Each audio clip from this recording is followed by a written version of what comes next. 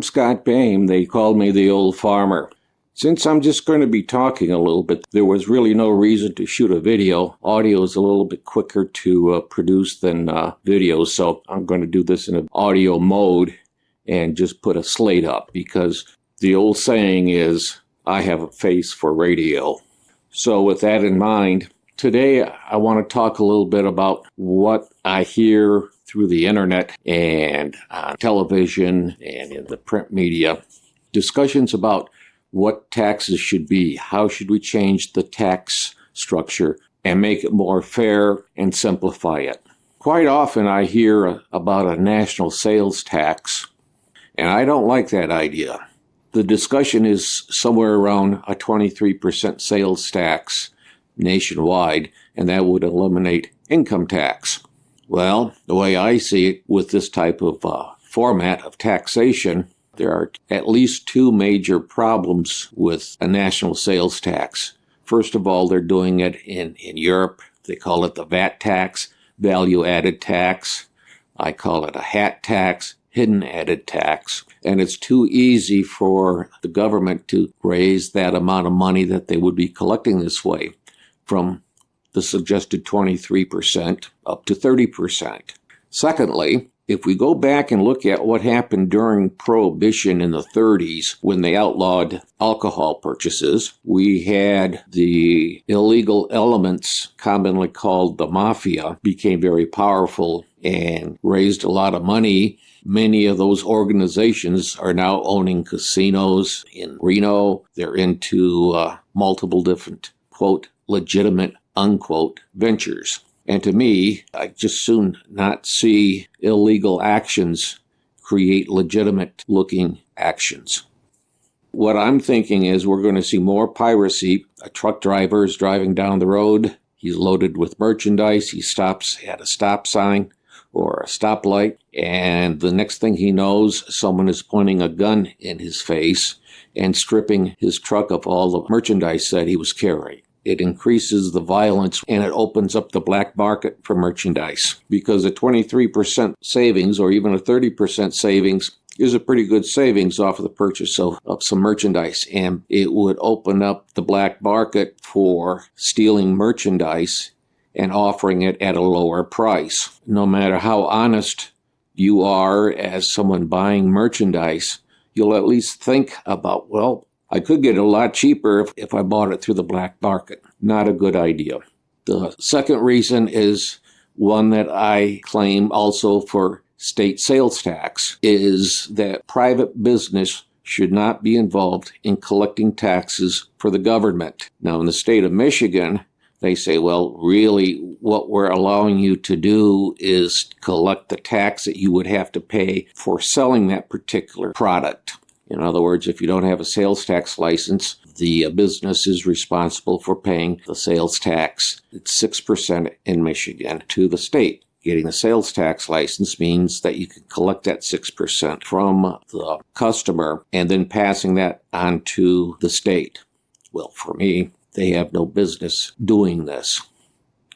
Let me come up with my own idea about how to do federal tax, state tax, and local tax. First of all, we eliminate the IRS. We just don't need them. We get rid of them. And the first question is, if we get rid of the IRS, how is the federal government going to collect taxes? I don't think they should be collecting taxes from individuals. I think that's the responsibility of the state. So let me flip it around and bring a concept to you that I haven't heard out there. We eliminate the federal's ability to collect tax from any American citizen or American corporation. That has to be done through the state treasury department of the several states. And technically, the governor could collect tax too. If the state wanted to have a sales tax, it would have to be a treasury employee who is authorized to collect tax at the cash register collecting the tax. So we eliminate all tax collection except through the Treasury Department of the several states, and just by courtesy, the governor of each state. although they wouldn't do anything. But since they're the head of a state, they might as well have the same authority that the Treasury Department has. So all taxes are collected by the state treasury. That includes federal tax, state tax, county tax, and city tax. And in theory right now, property tax. But let me shift this around a little bit more. In other words, it would all be gathered at the state level. They would dole it out within 90 days. They can't charge a collection fee like it's being done now for property tax. But the state has the ability for 90 days to hold on to all of this tax money before they have to dole it out. That way they get 90 days worth of interest on it. That takes care of the cost of collecting the taxes at the state level. So they can't charge anything.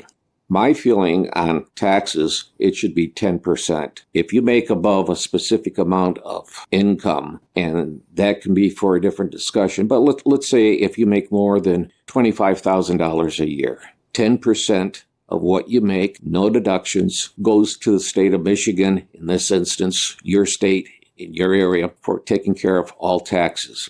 And that means all other taxes disappear. And the way that the state would divvy up the tax money that would come in. Now understand, we're talking about there's no deductions. If you're making less than $25,000 or whatever amount of income that's agreed upon, below that amount you don't pay taxes. Maybe you have to pay a token $100 or something like that. But those are elements that can be discussed at another time. I want to broad brush this so that you get the concept. Anything above $25,000 in this argument would pay 10% of their income to your local state treasury, and that would take care of all of your taxes. 3% goes to the federal government, 4% goes to your state, 1% to the school district, 1% to the county, 1% to the city, if you have a city. And if you don't, you still pay the 10%. Maybe we can put that as additional income into the school district. By eliminating all deductions and saying 10%, we're locking it down to the tradition of what we would be finding in the Bible of tithing. In other words, we're tithing to our governments, 10%. And this is the way that I would dole out the revenue. So you're paying just a flat 10%, collected strictly at the state level. That means you fill out one form that says, I've made this amount of money, and you write a check for 10% of that amount of money to your local state. Your tax bill is paid. You don't have any property tax. You don't have any sales tax. You don't have city income tax or county income tax. By eliminating any deductions, that means the percentage of tax that anybody has to pay drops, because it all deals with how much money it takes to operate the government. When I look around the state of Michigan at different tax levels, I see that there's multiple different tax levels in different parts of the state. You go to the Upper Peninsula, tax rates are low. However, there's millages added on for school or for this or for that. So in essence, you're paying about the same in taxes within 5% of any place else in the state of Michigan, because the costs don't vary that much between one part of the state and the other. There's some juggling going on, but not really that much of a difference between cost of operations for the schools and for the governments. So let's say you're making $100,000. Your total tax bill for the year is $10,000. And that sounds like a lot of money, but think about it. You've eliminated the property tax. You eliminated sales tax. You eliminated whatever the federal government has set up for what the tax bill would be for you. You have your state taxes, plus you have taxes you may not even be aware of. For example, gasoline tax will go away. You park at an airport, 50% of the parking fee is a tax paid to the government. Now here, the way that you would deal with it on the commercial business side, you could still run your business as a DBA, doing business as an individual. You got one or two employees, it's not worthwhile to incorporate. You do a DBA. But for those corporations that are considered U.S. corporations are turned into an LLC, which means that other than for the money needed to operate and to improve the business, all the money has to go back to those who hold stock or hold a partnership in it. In other words, there's no corporate tax other than operational costs. It comes back to those who own the business, and they pay it as income tax at 10%. There would be some exceptions for the corporation. Obviously, you got equipment replacements, you have growth. You set those things up. You set aside the money for improvement or replacing or building or whatever it is. You designate that those funds in a particular account, and you can't use it for anything else. If you don't use it for that within the prescribed amount of time, then you have to send the money back to the stockholders or the owners. If you're just hanging on to money and not doing anything with it, then you're going to be penalized maybe 50%. The goal is to get as much money as possible to individuals. Let corporations pay a fee to government agencies for police protection and fire protection rather than a tax. In other words, the local government can figure out what it costs to maintain services for that business, and it's just a fee. Like we would pay a water bill if you lived in the city. It's not a tax, it's a fee, and they pay that rather than taxes. Because anything above expense, anything above replenishing the corporation, anything above improvements that are designated as such has to be returned to the owners of the business, and 10% income tax on it. So we've simplified the tax. We've simplified collection. Those costs that are hidden throughout business world, we eliminate the costs involved with doing your own taxes, and you don't deal with the federal government. And the nice thing about this, doing taxes this way, federal government can't tie the state's hands with money coming to the state from the federal government. And what do I mean by that? For example, if you want to have X amount of money, you have to do this. That's what the federal government does. I'm not doing a judgment call, but Title IX is a prime example. The way that they were able to get Title IX passed is, okay, you take federal education dollars, then you have to implement Title IX in the school. All that goes away. The individual basically doesn't deal with the federal government anymore. It's the states. That's the way it was set up originally. Pretty much it's the state dealing with the federal government. We dealt with the state. And the interesting thing about setting it up so the federal government can't take money directly from individuals or U.S. corporations is this. If we set it up, no taxation by the federal government, no collection of fees to individuals who are U.S. citizens and U.S. corporations, that means the money collected at the national parks have to be collected by the state and then turned over to the National Park Service. Federal government may be able to hang you if you did something wrong, like treason, but they can't come back and fine you. They'd have to do that in a state court. We get the federal government out of our faces. We deal with the state government with everything.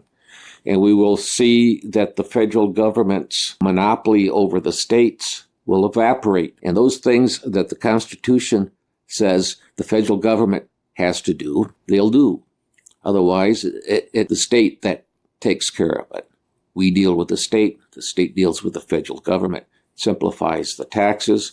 In this scenario, if you're not an American citizen or naturalized or green card, then the federal government can tax you. If you're not a U.S. corporation, such as Sony is a Japanese corporation, even though they have subdivisions in the United States. So if Sony met the requirements of becoming a U.S. corporation rather than a Japanese, then they would have the advantages of a U.S. corporation. And just conversationally, I see it that 51% of the board has to be American citizens. Upper management, 51% has to be American citizens. 51% of what they produce has to be America or territories.